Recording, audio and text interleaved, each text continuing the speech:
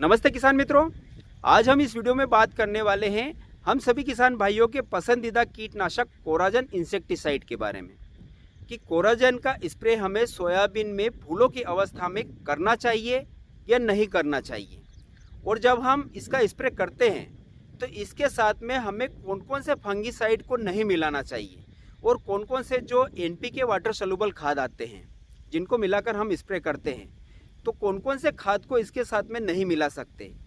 किसान भाइयों, इसका डोज क्या है, इसका स्प्रे हमें कब करना चाहिए, ये सारी जानकारियाँ आज हम इस वीडियो में करने वाले हैं। तो अगर जो आप भी किसान भाई सोयाबीन में फूलों की अवस्था में इसका स्प्रे करते हैं तो आपके लिए यह जानकारी बहुत ही खास होने वाली है। तो वीडियो में आखिरी तक अवश्य बने रहिएगा, और अगर जो आपको जानकारी पसंद आए तो वीडियो को लाइक कर दीजिएगा, और अगर जो आपने अभी तक इस चैनल को सब्सक्राइब नहीं किया है तो इसी प्रकार की जानकारियाँ आगे भी आपको मिलती रहे उसके लिए चैनल को सब्सक्राइब अवश्य कर लीजिएगा। तो चलिए वीडियो को शुरू करते हैं। किसान मित्रों, बहुत सारे किसान भाई हमारे सोयाबीन की फसल में जब फूल आने की अवस्था होती है उस समय जो है कोराजन इंसेक्टिसाइड का जो है स्प्रे करते हैं। उनका मानना ये होता है कि कोराजन का स्प्रे करने से फूलों की बढ़वार ज़्यादा होती है, यानी कि फूलों की संख्या बढ़ती हैं। तो किसान मित्रों, ऐसा नहीं है कि हम कोराजन इंसेक्टिसाइड का स्प्रे करते हैं फूलों की अवस्था में तो उससे जो है फूलों की संख्या वृद्धि होती है, क्योंकि यह कीटनाशक है और यह सिर्फ जो है कीटों को मारने का काम करता है। यह कोई टॉनिक नहीं है कि हमारे जो है सोयाबीन में फूलों की संख्या को बढ़ाएगा। लेकिन अब सबसे बड़ी बात यह है किसान मित्रों कि क्या हम सोयाबीन में फूलों की अवस्था में इसका स्प्रे करना चाहिए या नहीं करना चाहिए।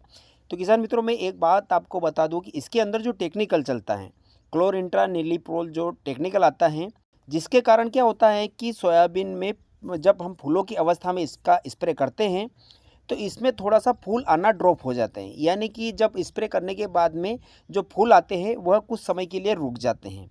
तो इसलिए हमें जो है इसका स्प्रे फूल आने की अवस्था में नहीं करना चाहिए।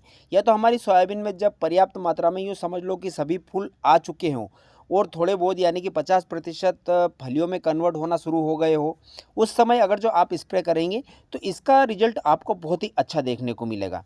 अगर जो शुरुआती स्टेज में हम इसका स्प्रे करते हैं तो क्या होता है कि फूल आना रुक जाते हैं और हमारी पूरी फसल जो है आगे पीछे आ जाती हैं, क्योंकि जो फूल होते हैं वह फलियों में बन जाते हैं और उसके बाद फूल आना रुक जाएंगे तो वापस थोड़े समय बाद फूल आएंगे तो पूरी फसल जो है डिस्टर्ब हो जाती है। तो इसलिए हमें कोराजन कीटनाशक का स्प्रे जो है हमें फलियाँ बनने के बाद ही करेंगे तो आपको बहुत ही शानदार रिजल्ट देखने का मिलेगा। यह लंबे समय तक जो है इल्लियों को कंट्रोल कर लेता है। अब बात करते हैं कि हम कोराजन को किन किन फंगिसाइड और कीटनाशक के साथ में नहीं मिला सकते। ये एक बहुत ही महत्वपूर्ण टॉपिक है किसान भाइयों।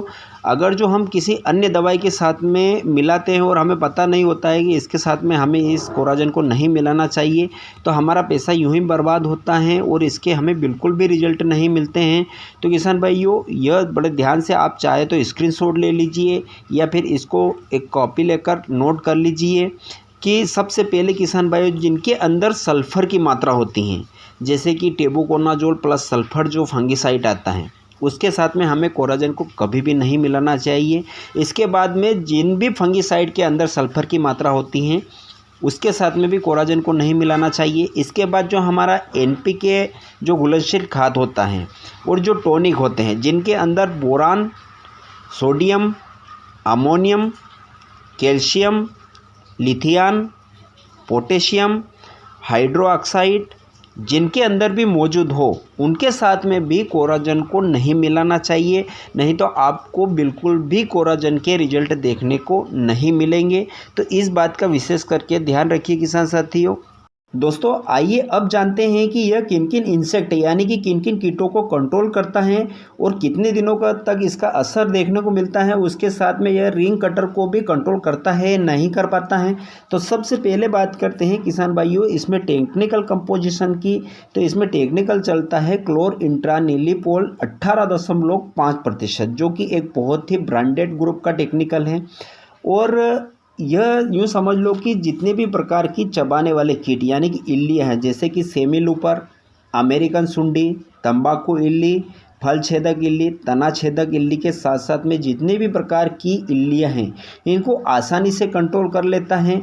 लेकिन इसकी एक और कमी किसान भाइयों की, ये रस चूसने वाले कीट है, यानी कि उड़ने वाले एफिड जैसे, और इसके साथ में थ्रिप्स, माहू, मक्खी, तेला, इनको ये कंट्रोल नहीं कर पाता है। इतना अच्छा रिजल्ट हमें इसका इनके ऊपर देखने को नहीं मिलता है।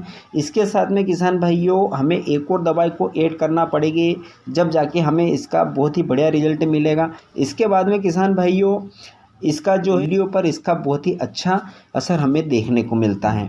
अब बात करते हैं इसके डोज की किसान भाइयों। तो यूँ तो कंपनी इसका जो डोज बताती है वह 7 ml प्रति एकड़ के हिसाब से बताती हैं, लेकिन अगर जो हम इसमें हमारे खेत में इल्ली का प्रकोप कम हो या फिर हम दूसरे स्प्रे में इसका उपयोग कर रहे हैं तो हम 20 से 25 ग्राम प्रति बीघा और 50 ग्राम प्रति एकड़ के हिसाब से भी हम अगर जो इसका स्प्रे करते हैं तो हमें अच्छा रिजल्ट इसका देखने को मिलता है।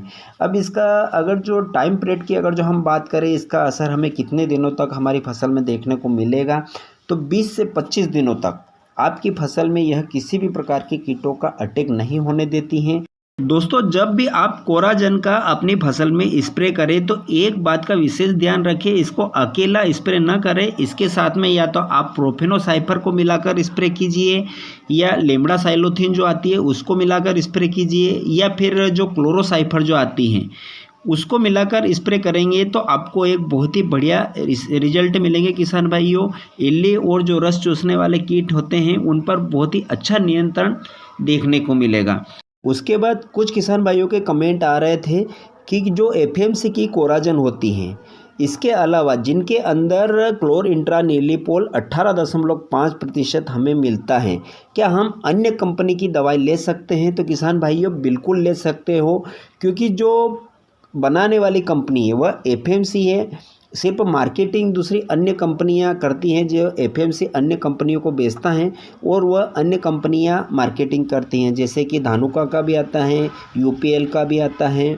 उसके बाद अब तो अन्य दूसरी कंपनियां इस टेक्निकल को बनाने लग गई हैं। सिर्फ रेट का डिफरेंस रहता है, जो एफएमसी की कोराजन आती है इसका रेट थोड़ा हाई होता है, और जो अन्य कंपनी की दवाई आती है उनका रेट थोड़ा हमें कम देखने को मिलता है। तो आप अन्य दूसरी कंपनियों का भी लेकर स्प्रे कर सकते हैं, आपको वैसा ही रिजल्ट मिलेगा, बिल्कुल रिजल्ट में कोई डिफरेंस नहीं आएगा। तो आप किसी भी अन्य कंपनी का बिल्कुल ले सकते हो किसान भाइयों। तो यह थी कोराजन के ऊपर संपूर्ण जानकारी। मुझे आशा है कि आपको वीडियो अवश्य पसंद आया होगा। तो अगर जो मेरी मेहनत आपको अच्छी लगी हो तो आप वीडियो को लाइक अवश्य कर दीजिए। फिर मिलेंगे एक नए वीडियो में नए विषय के साथ में। जय जवान जय किसान।